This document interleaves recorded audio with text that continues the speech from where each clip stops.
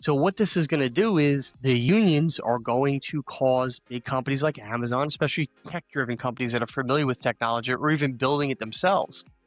They're going to find ways to integrate robotics, AI, cryptocurrency, and other type of technological advancements that we've seen in the last 10 years. They're going to find ways to build those into their company and take away from the distraction and the slowdown of the unions trying to put pressure on them. So basically, Amazon's doing this now. They're going to replace a bunch of employees because they're saying, well, it's going to save us money. Our profit margins are going to go up. But also, we have this really big problem here with the unions pestering us, trying to unionize our employees, and we don't want that.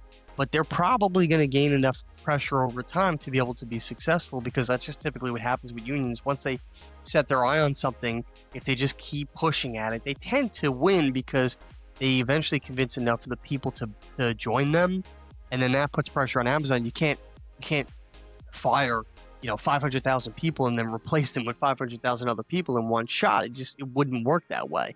It would be a madhouse. So they would have pressure put on them if that many people got together and band together and decided to fight against a big corporation like Amazon.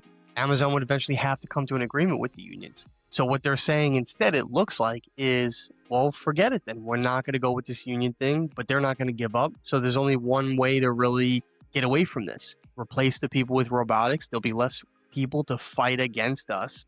The robots don't fight against us. So we will eliminate the problem by eliminating the people from the equation and just replace them with robots.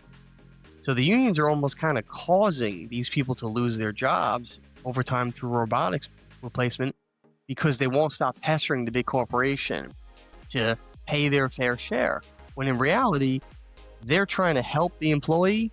They're going to be the very reason that pushes the employee out of the job and gets them replaced with a robot.